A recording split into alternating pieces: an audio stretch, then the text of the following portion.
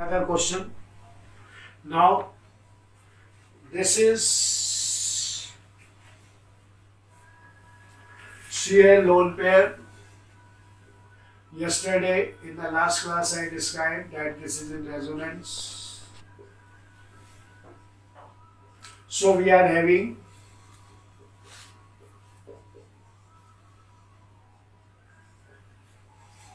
but in this case if this leaves, अगर ये छोड़ के चला जाता है,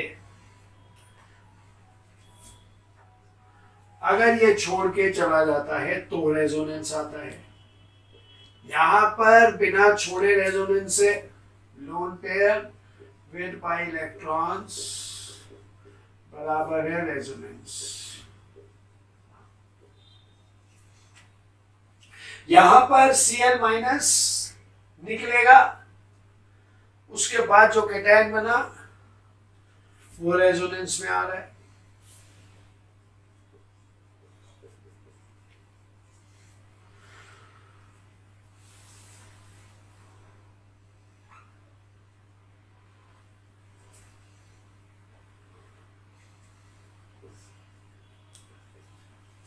हमारे पास एक Cl छोड़ने के बाद रेजोनेंस में आ रहा है, एक Cl के साथ, तो किसमें Cl is a good leaving group? Cl is a good leaving group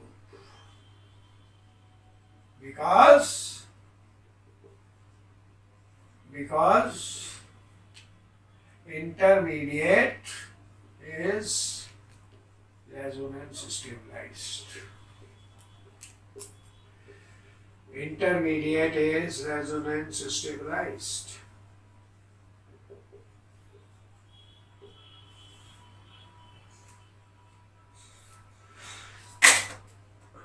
तो हमारे पास जैसे ये है CH211 CH, CH2 Cl, CH211 CH, CH2 Br, इनमें से कौन सा जल्दी निकलेगा? इनमें से कौन सा जल्दी निकलेगा?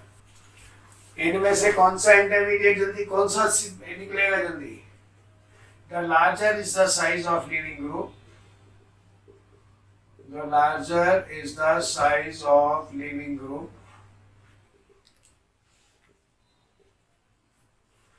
जितना साइज बड़ा होता जाएगा, the lesser is the bond dissociation energy. Bond dissociation energy.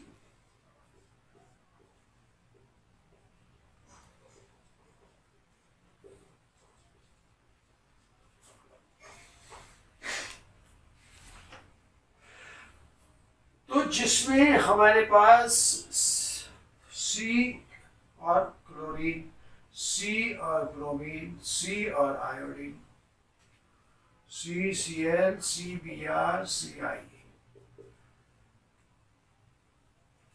Larger is the size of leaving group, therefore tendency to give Ci minus greater than Br minus greater than Cl minus.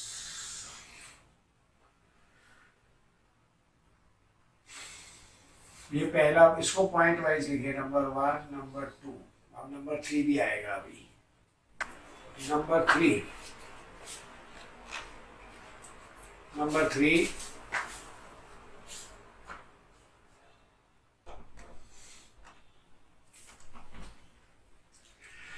अब हमारे पास पहला concept यह है कि यहां पर ये खुद रेजोनेंस में था, तो it was a poor leaving group, poor leaving Cl minus.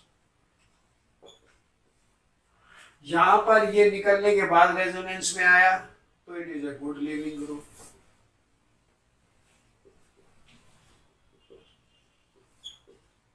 दूसरे केस में हमने इंटरमीडिएट का टाइप सेम रखा, सब में ये इंटरमीडिएट बनेगा, लेकिन हमारे पास ये जल्दी निकलेगा, ये जल्दी, ये साइज डिपेंडेंट हो गया। तीसरा केस अब लीजिए आप। अब इससे पहले कि हम ये चले, आपको कुछ और बताएं हम, और वो ये चीज है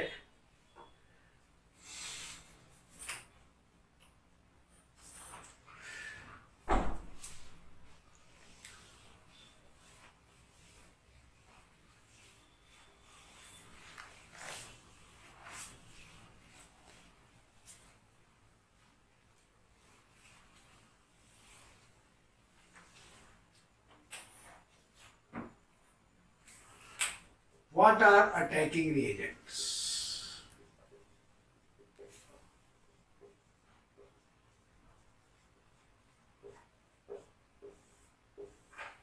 इसको समझने के लिए हम बड़ा छोटे छोटे पॉइंट लेते हैं। जैसे हमारे पास CH3 CH2 Cl है, इसने इलेक्ट्रॉन खींचे, ये माइनस ये प्लस। अब इसके ऊपर जो भी आएगा वो इलेक्ट्रॉन रीच आएगा, इसके ऊपर जो भी अटैक करेगा वो इलेक्ट्रॉन रीच करेगा। और इलेक्ट्रॉन रीच स्पीशीज को हम कहते हैं न्यूक्लियोफाइल। फाइल मैंने लविंग और न्यूक्लियो मैंने न्यूक्लियस, और न्यूक्लियस में क्या चार्ज होता है? प्लस चार्ज लविंग, यानी कि जिसमें खुद नेगेटिव चार्ज है, electron rich species plus charge. Plus charge पे कौन अटैक करेगा? जिसमें नेगेटिव है। तो दिस इज न्यूक्लियोफाइल। न्यूक्लियोफाइल अब कैसे हो सकते हैं हमारे पास? न्यूक्लियोफाइल हमारे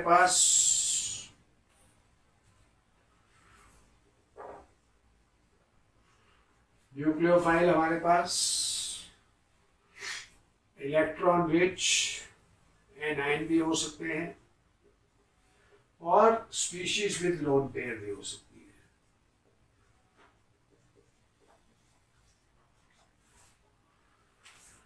इलेक्ट्रॉन रिच क्या हो गए? जितने भी आप एनाइन पढ़ते हैं, हम सारे वो एनाइन लिख रहे हैं, सारे न्यूक्लियोफाइल वो लिख रहे हैं जो आपको कहीं ना कहीं आगे आके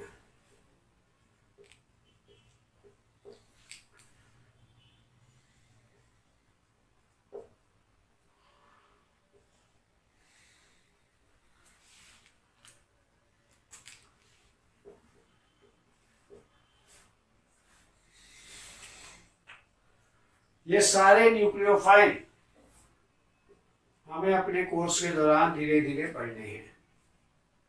और species with lone pair water, ammonia. लेकिन बेटा एक बात याद रखना, ये नहीं कि लोन पेयर है तो हर चीज को न्यूक्लियोफाइल कह दो। नो नो नो नो, जिसके पास लोन पेयर है और साइज छोटा है उसकी चार्ज डेंसिटी ज्यादा, तभी तो डोनर होगा वो। Lone pair with small size atom, छोटा साइज, ये नहीं कि यहाँ पे फास्फोरस लगा दो, आर्सेनिक लगा दो, या यहाँ पे सेलेनियम लगा दो, इसी ग्रुप का कुछ और लगा दो। No, it should have small size and high charge density of lone pair.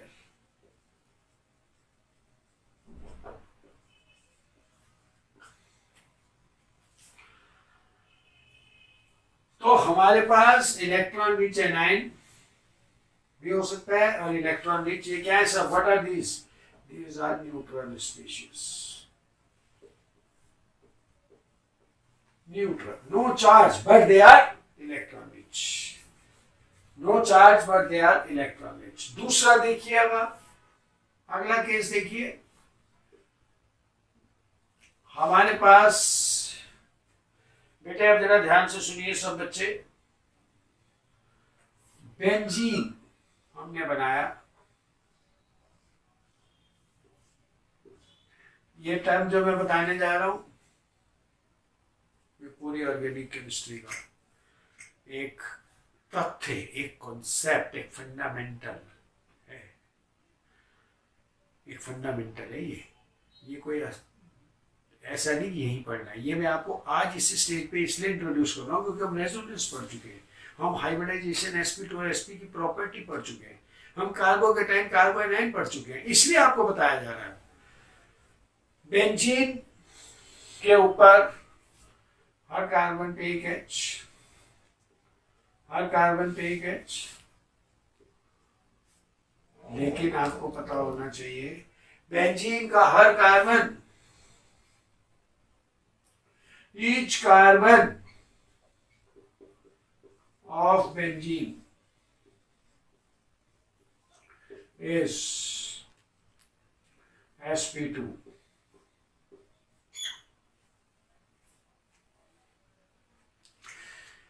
Benzene का हर carbon sp2, s character 33%, s character 33.3%।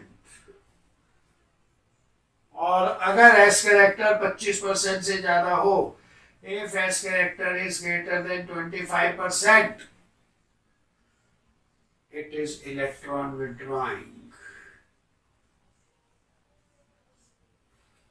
अगर किसी भी कार्बन पे डबल बॉन्ड है, sp2 हाइब्रिडाइजेशन है, उसका s करेक्टर, अगर s करेक्टर 25 से ज्यादा है, लेकिन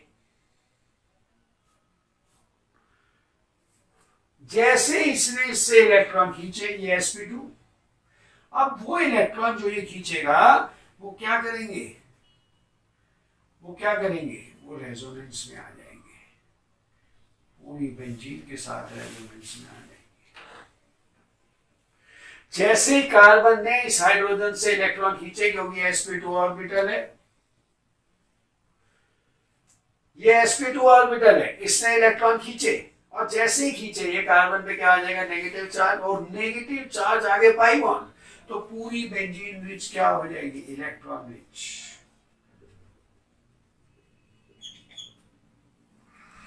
पूरी बेंजीन रिंग इलेक्ट्रॉन रिच हो जाएगी,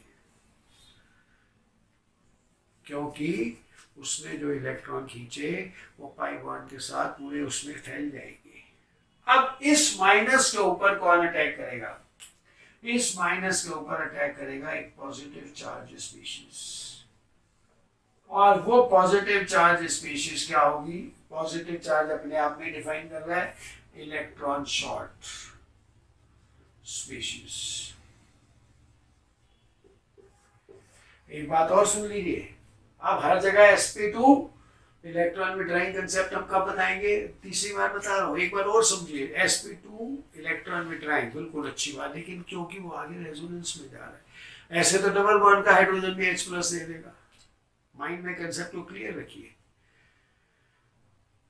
तो हमारे पास यहाँ पर इलेक्ट्रॉन शॉर्ट स्पीशीज इसके ऊपर आके अटैक करेगी, किसके ऊपर, H। ये H तो निकल गया यहाँ से,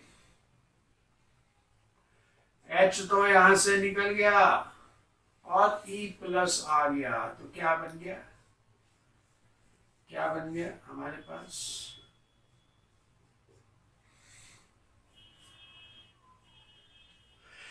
मैंने आपको इतना क्यों बताया, मैं सीधा एक वर्ड लिख सकता था इलेक्ट्रोफाइल, लेकिन इलेक्ट्रोफाइल की जितनी भी प्रॉपर्टी है, what is electrophile, electron loving, ये पहला, ये बेटा दूसरा, इलेक्ट्रॉन लविंग,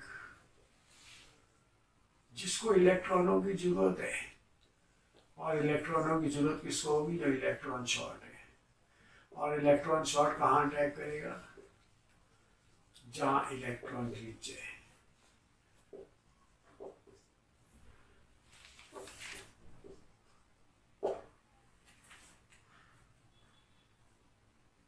अटैक करेगा जहां इलेक्ट्रॉन रिच एटम है। और हमारे पास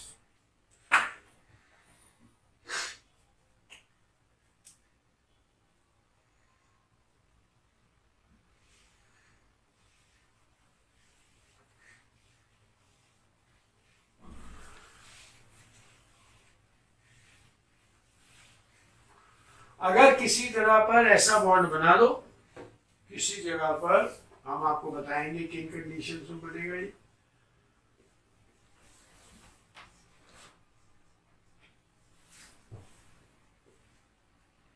तो इसमें कौन अटैक करेगा, अगर मैं HCl डाल दूं,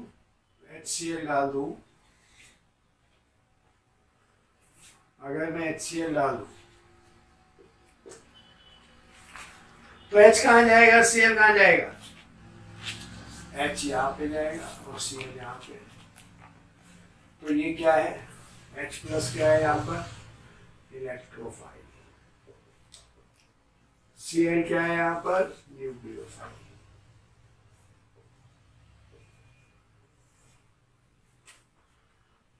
यहां पर H प्लस जाएगा तो क्या बनेगा, CH3 CH3 और फिर उसके बाद Cl माइनस।